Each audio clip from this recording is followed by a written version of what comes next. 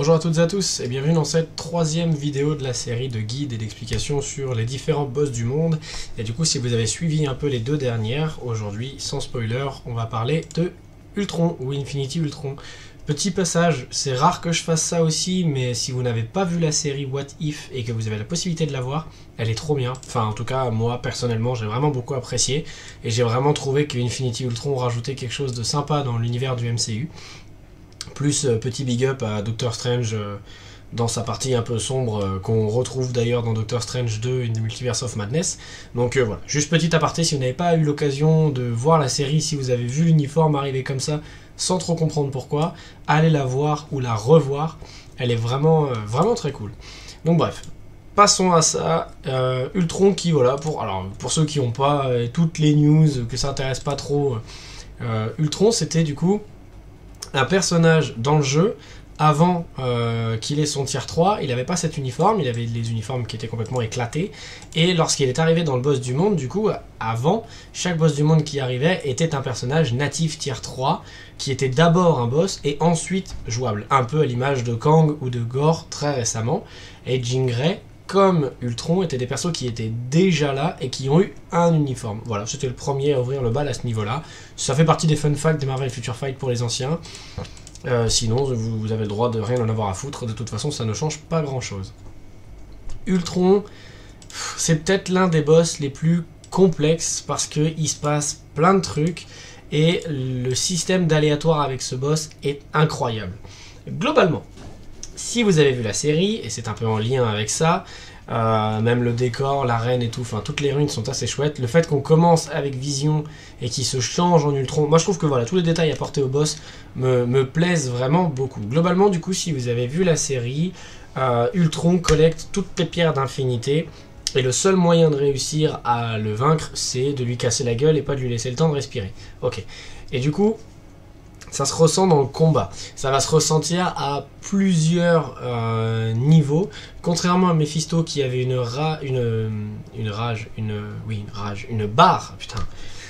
barre de rage. Là, Ultron, lui, a une barre où, au contraire, elle va se remplir toute seule. Et à chaque fois que vous allez lui taper dessus, la barre va s'arrêter, puis reculer. Quand vous allez taper, dès que vous allez vous arrêter de taper, la barre va se mettre à monter. C'est une barre d'optimisation, je crois, si je dis pas de bêtises.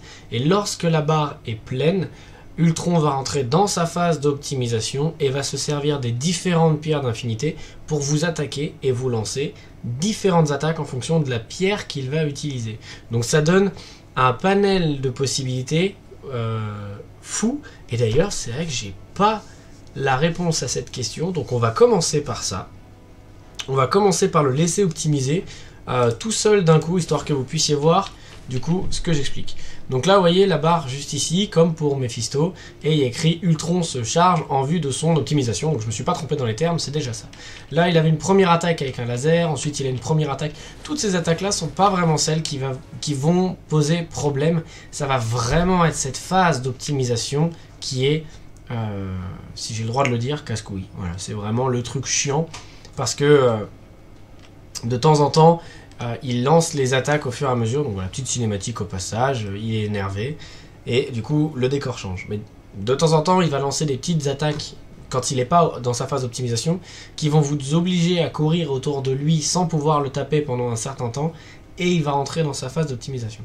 Alors, Ultron a beaucoup été détesté parce qu'il était très compliqué, c'est pas vraiment le terme, mais il y avait vraiment une stratégie qui devait se mettre en place sur quand l'attaquer et quand ne pas l'attaquer. Aujourd'hui, avec l'apparition des tier 4, c'est un peu différent, parce que vous avez la possibilité, notamment dans cette phase d'optimisation, de vous en sortir vraiment simplement. Si votre capacité tier 4 est prête à être utilisée, attendez qu'il soit en phase d'optimisation, et lorsqu'il est en phase d'optimisation, tournez-lui autour et appuyez sur votre compétence de tier 4. Et du coup, c'est votre allié qui va lui taper dessus, et vous pourrez continuer à lui tourner autour. Pourquoi je dis ça?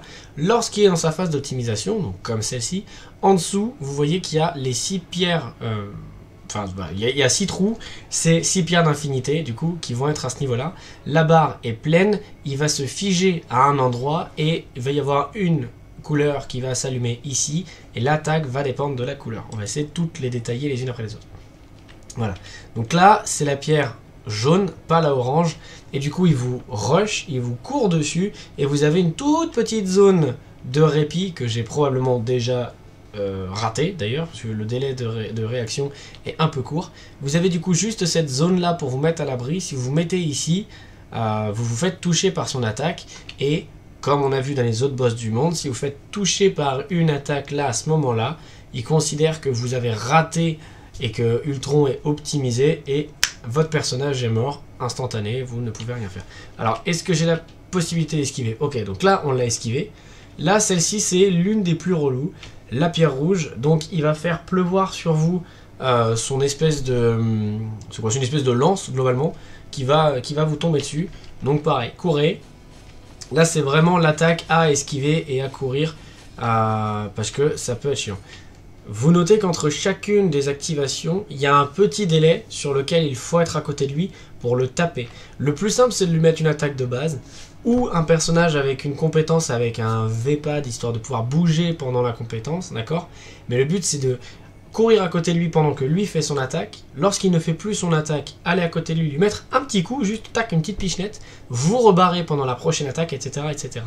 Sachant que du coup, là, la barre est pleine, mais elle aurait dû être segmentée en 3, globalement. À chaque fois que vous allez taper dessus, vous allez enlever un tiers de la barre, puis la moitié, puis la barre est vide, et donc vous reprenez le combat normalement, d'accord? Je vous montre juste... Non, cette barre... là, c'est chiant. La barre, la pierre bleue, du coup, il fait les grandes zones comme ça. Voilà. J'ai pas réussi à courir, comme vous pouvez le voir, le perso est pas assez rapide. La pierre bleue, du coup, il fait des grandes zones autour de lui, où si vous n'êtes pas assez rapide, soit pour passer dans son dos, et c'est effectivement le plus simple, soit pour juste sortir de la zone, au moment du balayage, si vous êtes touché, vous êtes mort. C'est l'une des compétences les plus chiantes, parce que là, ça vous demande pas simplement d'avoir des réflexes ou de savoir le contourner. Si votre personnage n'a pas la bonne vitesse de déplacement, vous ne pourrez pas esquiver ça. Vous ne pourrez pas esquiver cette attaque avec Tornade, par exemple. C'est impossible. Elle a une des vitesses de déplacement les plus lentes du jeu, et c'est impossible d'esquiver cette attaque. Donc là, globalement, j'ai pas réussi à esquiver l'attaque. C'est écrit juste ici, vous n'avez pas réussi à arrêter Ultron. Désormais, personne ne peut m'arrêter, donc ça, c'est lui qui le dit. Donc là, Drax, au revoir. Donc vous êtes piégé dans le temps, juste ici. Vous ne pouvez plus changer de perso, vous ne pouvez plus rien faire, et votre perso est mort. L'activation de toutes les pierres, et votre perso est mort. Voilà.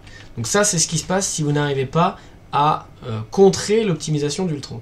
Là, du coup, le combat reprend, il est toujours à 30 barres de vie parce que je ne vais pas taper dessus.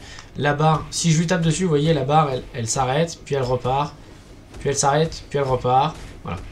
Donc globalement, on va le laisser se réoptimiser, histoire de faire une bonne fois pour toutes le pattern de toutes les attaques, en essayant de ne pas mourir. Voilà, donc là il est optimisé une deuxième fois. À savoir que vous n'avez la cinématique pareil, où il explose qu'une seule fois pour l'intégralité du combat. S'il optimise 5 fois, vous n'allez avoir qu'une seule fois la cinématique. Donc ne soyez pas déboussolés, là ça va aller beaucoup plus vite. Il va aller au milieu de l'arène, et vous allez voir sa barre de vie du coup qui va revenir, avec le truc qui explose, histoire de pouvoir faire remettre les gemmes au milieu. Là si je lui mets une attaque de base, et que je le touche, évidemment, il ne faut pas qu'il m'esquive, vous allez voir que la barre va descendre. Voilà, vous voyez ce que je veux dire? Et là du coup il va falloir qu'on évite cette attaque. Alors le plus simple, enfin ma technique à moi, c'est de faire gauche-droite, gauche-droite, gauche-droite, histoire en fait de rester globalement sur place. Et quand il est à côté de vous, vous n'avez juste à essayer de passer dans son dos. Pas passer de l'autre côté de la compétence, parce que la zone est beaucoup plus grande à parcourir, mais simplement essayer de passer dans son dos. Et vous voyez, chaque attaque que je lui fais, bon, là vous voyez, je lui réenlève un tiers de vie. Là du coup on est sur la pierre orange, et ça fait des petites zones au sol comme ceci, qui vont ouvrir des portails d'énergie, enfin bref, vous appelez ça comme vous voulez. Ces trucs-là vont rester au sol dans l'arène. Donc plaquez-vous contre un mur, il y en a 6 au total à esquiver. Le timing est assez bien fait, c'est assez facile de les esquiver. Mais globalement, plaquez-vous contre un mur, longez le mur le temps que les 6 apparaissent. Si vous courez en rond dans l'arène, vous devrez esquiver les 6 au fur et à mesure. C'est-à-dire qu'ils ne vont pas disparaître tant qu'Ultron ne sera pas sorti de sa phase d'optimisation. Donc si vous faites ça en première compétence et que vous vous êtes amusé à rester autour de l'arène, pour les 2 autres compétences d'Ultron, vous avez intérêt à taper des très très bonnes esquives.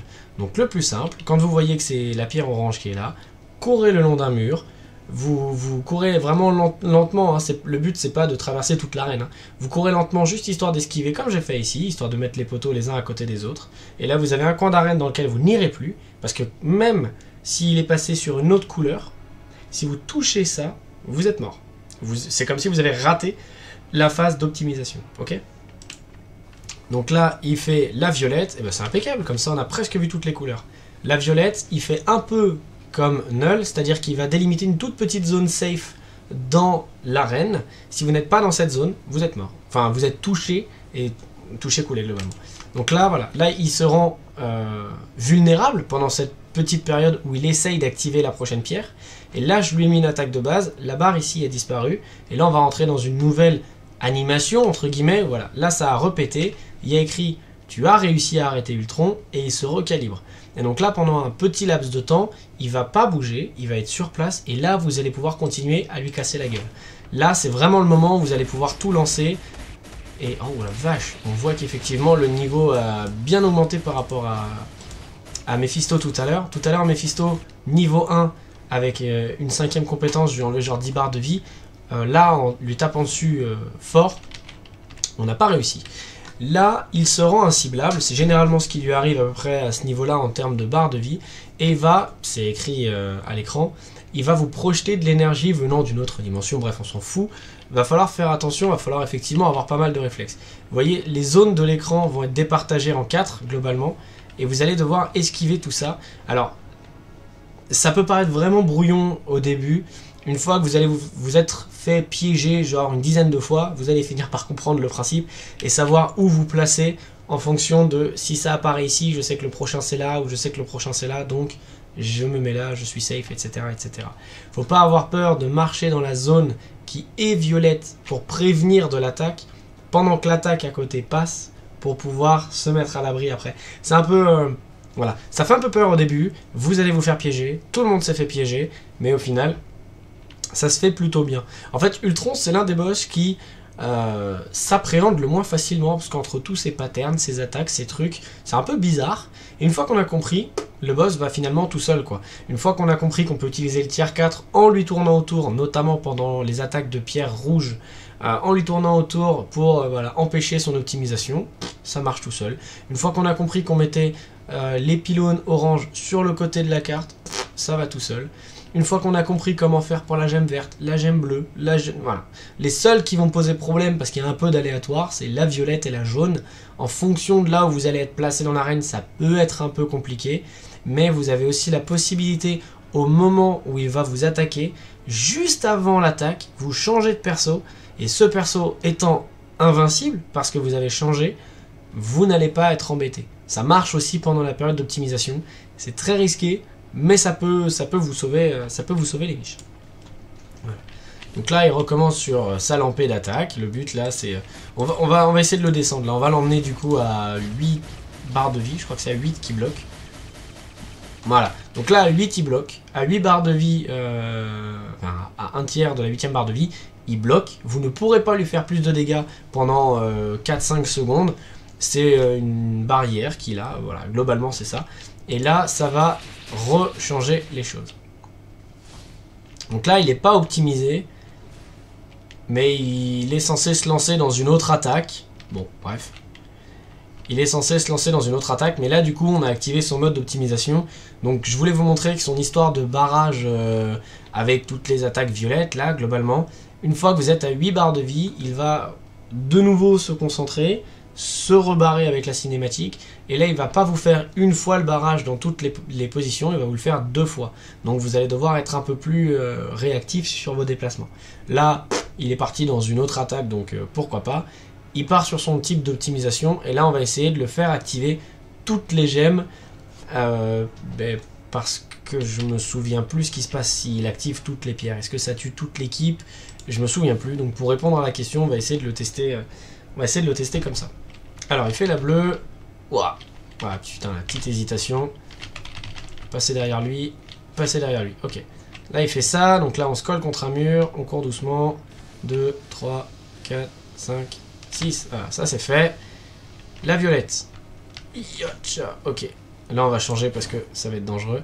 La verte, il nous l'avait jamais faite, donc ça nous laisse la possibilité de vous montrer. Voilà, globalement, c'est assez visuel. Alors, normalement, il fait 3 rushs. Là, il en a fait que 2, c'est étonnant.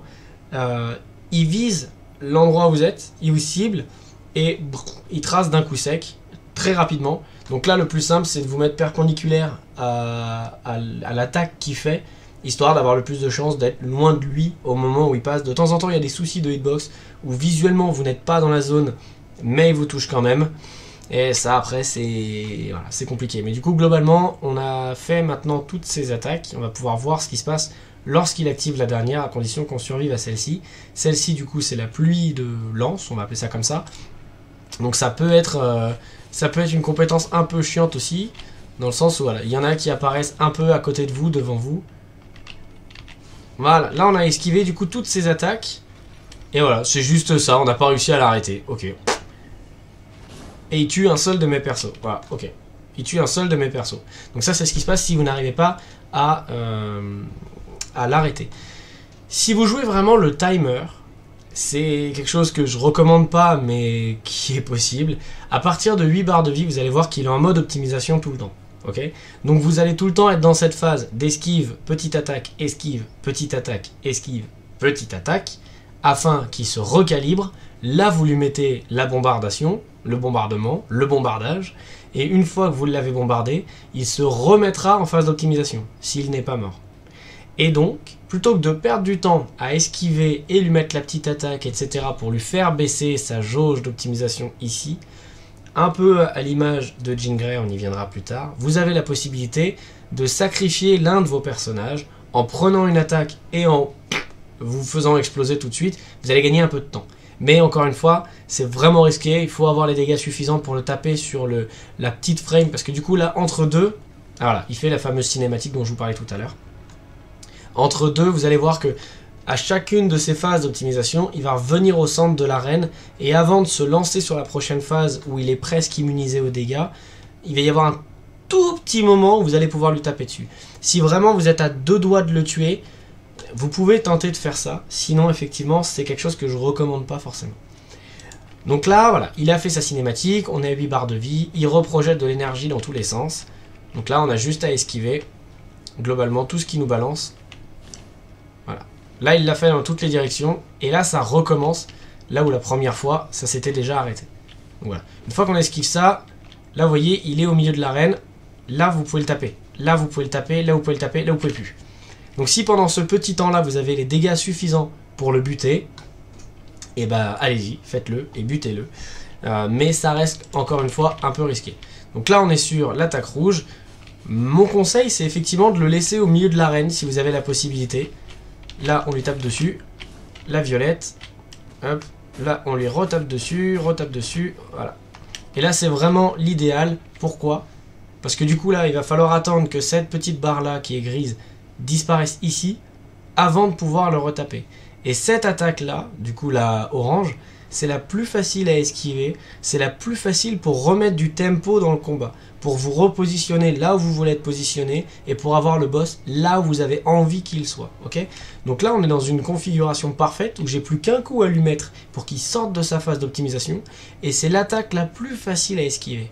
D'accord ? Quand on est sur l'attaque rouge, on peut aller très loin de lui. Quand c'est la violette, on peut être loin de lui en fonction. Et quand c'est la verte, il faut courir le plus loin possible de lui. Avec la bleue, c'est vraiment celle où il faut être le plus loin de lui. Donc là, c'est moi qui décide où je vais. Là, j'en ai 1, j'en ai 2, 3, 4, 5, 6. Ici, au milieu, on s'en fout. Là, je lui mets un petit coup. Et là, voilà, il est en recalibrage. Donc là, je peux lui retaper dessus. Mais le but, là, c'est pas que je le tue. C'est vraiment de vous montrer que à partir des 8 barres de vie et de la cinématique, etc., il va être en phase d'optimisation tout le temps, comme Mephisto est enragé tout le temps dans la dernière barre de vie. Donc là, vous voyez, entre le moment où il a disparu ici et le moment où il est arrivé là, je peux techniquement le taper avec les bonnes compétences. Là, je peux encore le toucher et là, je peux plus. Là, ça y est. Là, ça compte comme la phase violette. Voilà. Donc après, vous n'avez plus qu'à mettre tout ça en pratique, esquiver ses attaques, lui courir à côté, ou enfin, lui courir après, voilà, balancer les attaques, et puis voilà. Puis, bah, là, du coup, on peut le tuer. Il est en train de se calibrer. Là, techniquement, on a gagné. On peut le buter. Voilà. Donc, Ultron, c'est comment comprendre toutes les gemmes, les 6 grosses attaques, on va dire, qui forment le personnage. Comment comprendre ça par rapport au boss. Et une fois qu'on a compris ça, le boss est pas si compliqué en fait. Ça vous donne vraiment des tempos sur lesquels vous pouvez vous déplacer, vous pouvez vous réorienter, vous pouvez changer de perso, vous pouvez vous soigner, vous pouvez faire 2-3 trucs.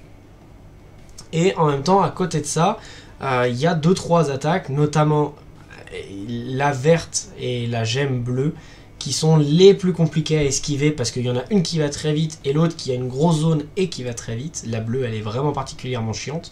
Donc, voilà. Mais en soi, ça reste un boss plus difficile à faire que Mephisto. Là, vous avez vu, le niveau 1, je suis obligé d'utiliser mes compétences. Hein. Null niveau 1, en attaque de base, je le bute. Mephisto en niveau 1, avec 1 ou 2 compétences, j'arrive à le faire. Là, il a fallu que j'utilise mon tier 3 2 fois.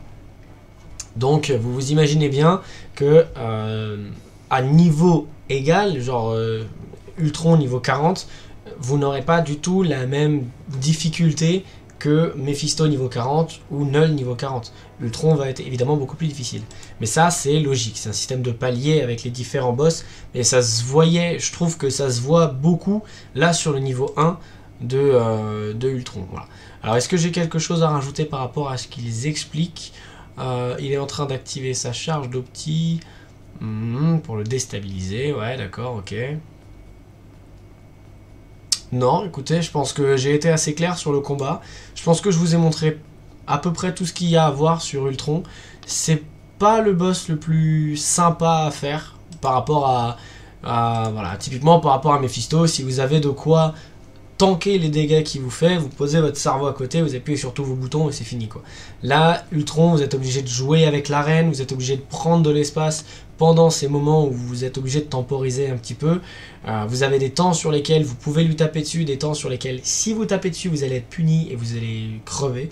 Donc ça peut être un peu plus frustrant, mais ça le sera toujours moins que Gore. J'ai pas envie de faire cette vidéo, j'ai vraiment envie de vous dire on se revoit dans 3 jours pour la vidéo sur Kang. La Gore et Jean, j'ai pas envie de les faire, c'est des boss que j'aime pas faire, c'est des boss que je ne fais pas. Au maximum je les fais pas, enfin je les fais vraiment quand j'ai pas trop le choix. Parce que c'est... voilà, c'est Ultron Empire. Ultron, il y a, une fois que vous avez compris, il y a une logique, il y a voilà, voilà, et puis vous êtes averti à l'avance, avec les gemmes, vous avez la possibilité de voir ce qu'il va faire. Gore et Jean, de temps en temps ils se barrent. Et du coup, voilà, vous avez gâché une rotation. Et puis après, ils partent dans un truc où ils sont inciblables. Et puis après, ils vous font perdre du temps. Et ils vous font courir partout dans l'arène. Et puis ils vous mettent des dégâts. Donc c'est un peu plus chiant. Donc souhaitez-moi de la force en commentaire. Mettez un petit pouce en l'air si ça vous fait plaisir. Un commentaire, j'y répondrai dès que je peux. Et puis on se voit demain pour la vidéo sur Gore. Et j'ai pas envie. J'ai vraiment pas envie. Donc souhaitez-moi bonne chance. Et on se voit demain pour une prochaine vidéo. Allez, ciao.